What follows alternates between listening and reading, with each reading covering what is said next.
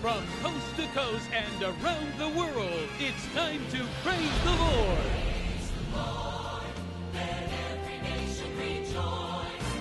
Praise the Lord with one might and all. We have a very, very, very special guest here with us today. He is Mr. Patrick McGuffin. He is a phenomenal man of God, and he wears many hats. He is an author, he's a pastor, he's a business leader, he's a publisher, he does mission trips. I tell you, this man has done so much. He has a background of newspapers. His father's, I'm finding out your father, generational, over 19 newspapers, and you got generational missionary work of over 46 trips to where you travel over the world, and God is doing so many great things in your life. You write books, you help people write books. You're a graduate of the University of Florida. I'm excited about that. That's my hometown. That's just a little nugget to let you all know that. And I want you to know that we're so happy to have you here, have a beautiful wife, and you've been married many years, and God has blessed you with to do some phenomenal things in Central Florida. And I want you just to welcome to this program today, Mr. Patrick McGuffin. Thank you, Pastor. It's great to be here with you today. It's always exciting to talk about our amazing God and what He does around the world or here. Right. So you primarily do media primarily, but more than that, you do ministry. I know that you love God, and God is doing great things in your life. So how long have you been in media? Well, I guess I started when my dad started a newspaper when I was 9 years old. And so I kind of grew up in the newspaper business and then went on from that point and kept working in other papers. Got a journalism degree from University of Florida like you. Yes. And so went on and published papers throughout Florida, ending that segment when probably 1990. Okay. So you've started your own Christian publishing company. Right. And what is the name of that company, and what made you get started? It's real easy to remember, New Book Publishing. New Book Publishing. Newbookpublishing.com. So if you want a new book. Yeah, if you're a new author and you have something that God's raised up inside you, and how it started was really back many, many years ago. When I was 28, the Lord said, I want you to take what is seen by the eyes of a few and let it be seen by many. And so at the time I thought that was newspapers, and so I started Christian newspapers, Ecuador, an underground one in Iran, and some different Christian magazines around the nation. And then I thought, well, maybe it's not newspapers, maybe it's books. So I started writing books. And then I thought, well, maybe it's not what you have in your heart, Pat. Maybe it's what God has placed in other people's. And that's when we started the publishing company. Right. There are many people that like the idea of writing a book, but then there's a fear of writing a book. Right. So what do you feel like? What would you say to the people who want to write a book, but there's a fear of writing a book? How do we help those people, and what do we tell them? That's good. Well, different people have different fears. Pastors sometimes have the fear of, well, what will my peers think? What will my congregation think? And so there's that judgment fear. Then there's the fear of, I'll start it and nobody will want to buy it. Maybe it won't be good enough. We have a solution for that. It's called editors. And so there are many fears that people have, and but the key is, why are you even thinking about writing this book? Because if you're thinking about writing it because God deposited something in your heart, then what's there to fear? Right.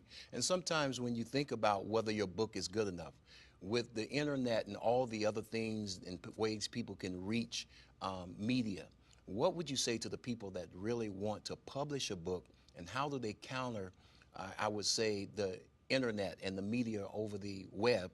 What would you recommend for your publishing company to tell those people about? Right. Well, the publishing industry has changed. Years ago, you had a traditional publisher, and that traditional publisher would accept, and still does accept, maybe 1/4% of all submissions. So how do you get your book published? And so the way that you get the book published is that you have to think, it's in my heart, I need to do it, and God will make a way. Through self-publishing, through the internet you mentioned, there are methods and distribution channels that we never before had. We have brick and mortar stores that are falling by the wayside. Places like Amazon are going nuts in selling books. Right. So there's all kind of opportunities that there weren't before. With the way the world is right now and the many things that are going on in the world now, Is there a particular subject you see to where it's making publishing more attractive? Maybe it's prayer, maybe it's relationship, maybe it's family, maybe it's marriages. What do you think right now is grabbing the world's attention when it comes to publishing books? Wow. I would say the instability that's in the world certainly rises to the top of my thinking, and that instability is found in economics. That instability is found in the breakdown of families. So it really could take the word instability and then apply it to job situations, to relational situations, to health situations, to fear of the future situations. There's all kind of different applications you could do, but I think that it would be a key. We're living in a that's good. We're living in a fast-moving society. So if I wanted to write a book, but I don't have the time, how can you help me? How can your company help me? What would you recommend I do as a person that says, I'm busy, I got a lot going on, I'm a single mom, I'm a married mom, I'm a dad, I'm going after my dreams and goals, I want to write a book. Right. What do I do to be able to make sure that I can have that book come forth without losing my mind trying to write this book? Yes, that's good. That's good. Well, actually, I'm writing a book that is coming out soon in the fall called How a Busy Person Can Write a Book. But I'll give you some of the suggestions. The first thing is to raise up the why big in your mind. There has to be the why. The why is going to carry you through the problems, through the interruptions, through the distractions of life. And so what is it that's in you that is pushing you to get it out of you? What is the why? As you raise up with the why, the how becomes clear. We have several ways that we can help you, and people are welcome to call our company and we can walk them through that.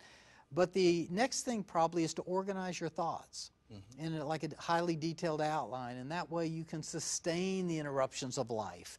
And then probably the final thing, the comforting thing, is it doesn't have to be a good book. Right. Now you would say, Pastor, what do you mean it doesn't have to be a good book? And the reason it doesn't is because at the end we have editors. Right. And the editor's job is to make the book sing. Not to destroy your voice, but to make it sing. Your job is to download what God gave you into that computer. Their job is to make the book sing. That's good.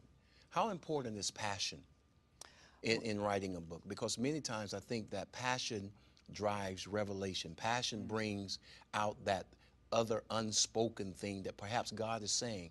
And maybe just one sentence in passion can make the book worth, or one chapter in passion can make the book a whole lot more valuable for the average reader that will want to read. How important is passion when you write? Boy, that's an excellent thought, excellent question. I would say if you want to write a mediocre book, have mediocre passion. Right. But if you want to have a book that touches a heart, not just a mind, then be passionate about whatever it is. And you know, that principle carries through in writing books. It carries through in ministry. You know, if you're passionate about believing that the Lord meant exactly what He said in His Word, and I just need to go out and walk in that authority, you'll see the miracles of God happen. And in the same way, if you are passionate about whatever God has deposited in your heart, it's going to be a great book. Thank you for joining us today. It's been great. A blessed show, and we want to let you know that God is going to do great things for your life. He's going to do miracles in your life. If it doesn't make sense, know that we serve a great God. Thank you for joining us today. God bless you, and everybody ought to praise the Lord.